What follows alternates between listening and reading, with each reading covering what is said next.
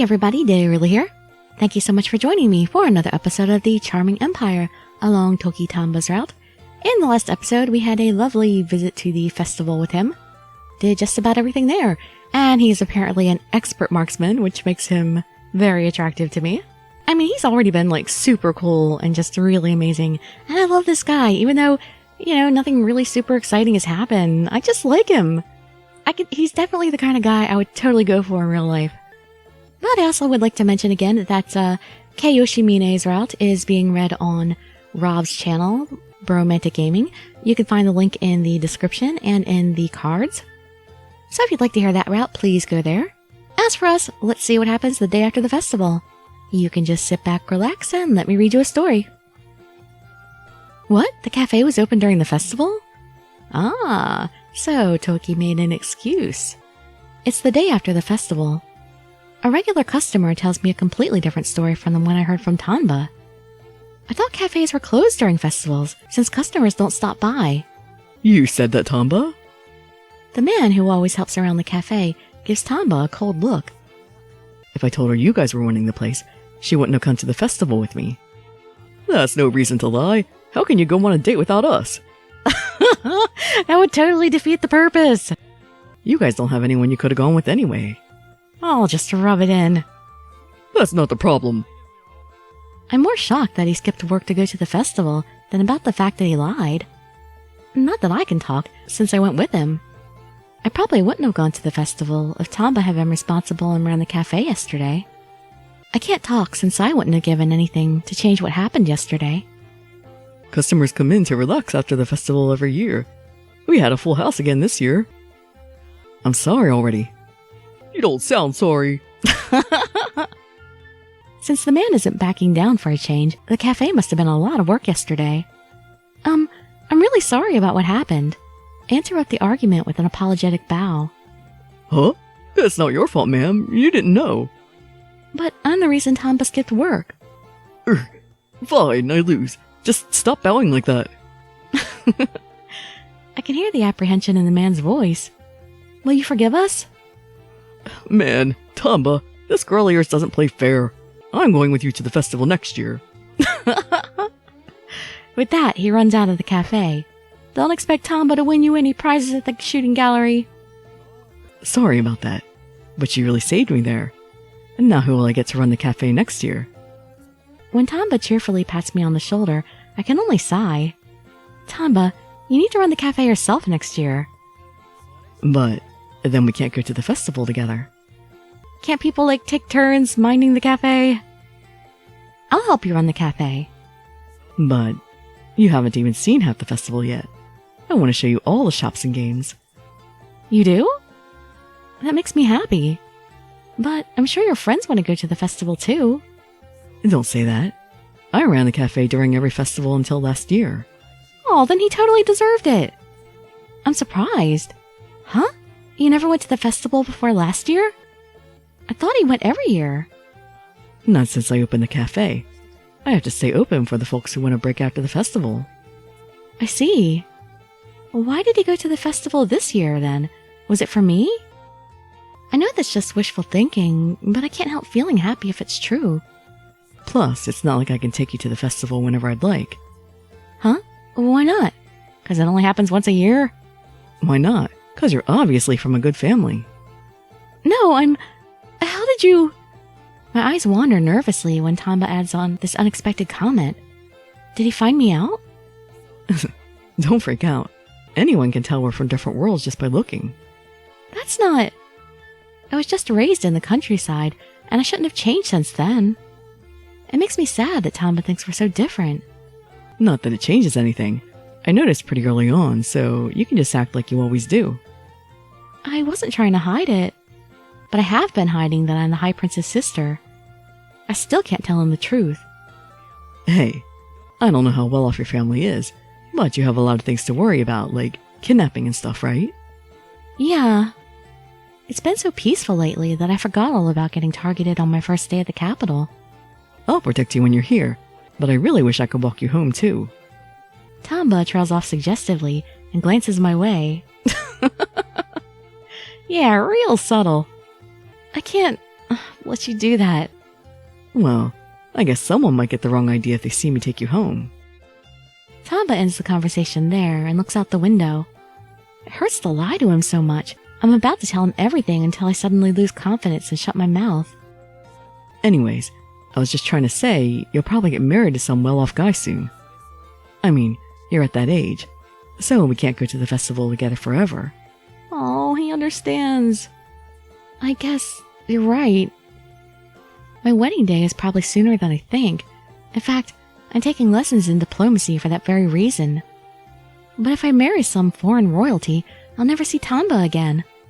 Suddenly, everything seems to grow dim. So she told me that on the first day I came to the palace. He barely even greeted me before telling me I'd be living as the princess from now on. My lessons usually keep me too busy to think about it, but reality suddenly comes back to hit me in the face. The most painful thing is, I won't see Tanba ever again. Hey, you okay? Tanba peers into my eyes when I fall silent. Huh? He's so close that I draw back in surprise and fall backward. Ah! Whoa, what are you doing? Tanba grabs my arm just in time and pulls me back up, but the force from the pull sends me falling into his arms. Just where I wanted to be. Ah, my plan worked. Sorry. When I pull away in a hurry, Tanba gives me a cheerful smile. You look so pale, you had me worried, but it looks like you're better now. What? Did you get close to me on purpose? Yup, I knew I could make you blush like I always do. He gives me a mischievous grin. That's mean. There's no time to worry when I'm with Tanba. Always gotta stay on your toes.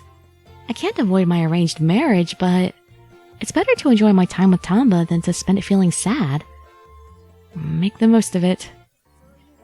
So, I hear you spend your free time outside of the palace. My tutor starts up a conversation after my lesson. Yes, I wanted to broaden my horizons. Those are pretty words. Lord Amazaki won't be happy to hear that you just spend all your free time playing around. I don't play around. At least, I don't think I am, but I can't talk about my waitressing job. It's a valuable experience. I don't think that would make Soshi much happier. You are not? Well, that's good, but... She searches my face. I hear a young girl started waitressing at a cafe downtown. Apparently, she's very good friends with the owner. Really? A cafe? Waitressing? Did she find me out and tell Soshi about it? Well, I don't mind what you do as long as you keep up with your studies. Just keep your fun to a minimum. My tutor quietly leaves the room. A minimum? Does she mean I shouldn't go to town every day? It's probably not good that I've been visiting Tanba every day. I don't know if my tutor saw me herself or she heard a rumor from someone else. But I won't be able to walk around town if the word gets around that I'm Soshi's sister. I thought I'd have to leave Tanba once I went abroad, but I'll have to leave him as soon as my identity goes public. That's probably why Soshi let me have free time while I can. When will I debut in public? Too soon. Everyone knows Soshi has a sister, but my appearance and name haven't been revealed. If I don't have much time left, then... I clench my fists and stand up. I want to see Tanba. I quickly hold back my feelings and head into town. What's that sound? On my way to the cafe, I hear a loud clanging noise. I stop in my tracks and try to figure out what's going on. Fire! A man runs in front of me. Huh? A fire? What? Fire? Where is it? Near the dry goods store. The young men are working on it, but the flames are so strong, it's not going out. A woman runs out of the dry food store district with her child, followed by several other women and children. Ah, I'm scared. Let's go help out. Okay, let's go. The streets are brimming with people running toward and away from the fire. I get swept up in the chaos until I finally come to. Tanba! Where's Tanba? If the dry food store district is on the way to the cafe, then the cafe's in danger too. I doubt I can help, but... I follow a group of young men running toward the fire. Hey, don't go that way, it's dangerous. A kind-looking old man grabs my arm. But I have a friend who lives there. I need to know if he's okay. Your friend doesn't want you getting caught up in a fire. You should stay back. Come on. I know the old man means well, but I don't have time to listen. I need to hurry to where Tanba is. I will... Oh! Well, I'm not going home. Oh, I feel mean pushing the man aside. Can't I just gently remove myself from his grip? No, pushing the man aside. Get off me, old man. Sorry. I push the man aside, and his grip weakens enough for me to escape. Hey, I said it's dangerous. The man yells after me, but I kept running without stopping to look back. We've been looking for you. Someone else grabs my arm. This time it's a group of palace guards. Leave my arms alone, people! You're coming back to the palace. But I have direct orders from Lord Amazaki to bring you back. Fine. I reluctantly give in and follow the guards. I can't disobey my brother. Well, this has turned into a bad day. The guards form a circle to escort me back to the palace. It's strange to just watch the town people run by. The guards don't even seem fazed. Did any of the townspeople see me get stopped by the guards? Didn't my brother order you to help put out the fire? No, we were only told to take care of you. What about the other palace guards? I don't know. You should ask Lord Amazaki. If Soshi was worried about the fire, he wouldn't have sent all those guards to protect me. 1 or 2 guards are enough, so that means... Maybe I'm thinking too much. I'll ask Soshi about it when we get back, and convince him to send aid if he hasn't already. With this purpose on my mind, I make my way to the palace. As I feared, Soshi has no intent of sending palace guards to help put out the fire. How can you do nothing when your people are suffering in front of your eyes? A hole in the palace defense could give the rebels an opportunity to attack. But the rebels aren't thinking of attacking when there's a fire in town. How can you be so sure? The fire could be part of their plan. I guess this could be part of a plan to assassinate Soshi and overthrow the monarchy. Fortunately, the winds are on our side, and the fire is heading away from the palace. Soshi turns around and stares coldly through the window. Do you really think the rebels started this fire?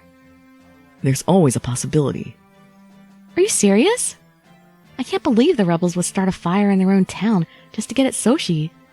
But I can't help feeling a little suspicious. If this is really the rebels' doing, they must really hate Soshi. From what I remember from our childhood, I know Soshi isn't a bad guy. But the townspeople don't know him from back then. They only know the side of Soshi that doesn't send guards to help put out a fire. Maybe that's why the rebels exist in the first place. Soshi lets out a big sigh.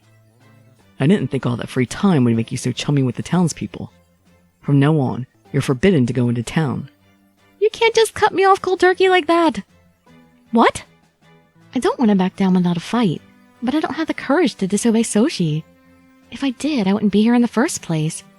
I beg to differ, you were brave enough to come ask him for aid for the town. I throw myself on the bed when I get back to my room. I guess it's back to using that secret passageway. My window reveals the stark contrast between the perfectly trimmed palace garden and the burning town in the distance. I hope Tanba's okay. All I can do is clasp my hands and pray as hard as I can for his safety. Tanba, please be okay. If the fire is going away from the palace, it was probably going towards his shop. So we'll see in the next episode if his shop is okay or not. Hope to see you there or in some of my other videos. And I'd be so grateful for any likes, comments, subscriptions, or shares with your friends to show some support. Thank you so much for joining me, and I wish you all health, happiness, and safety. Dirili signing out. Bye-bye, everybody.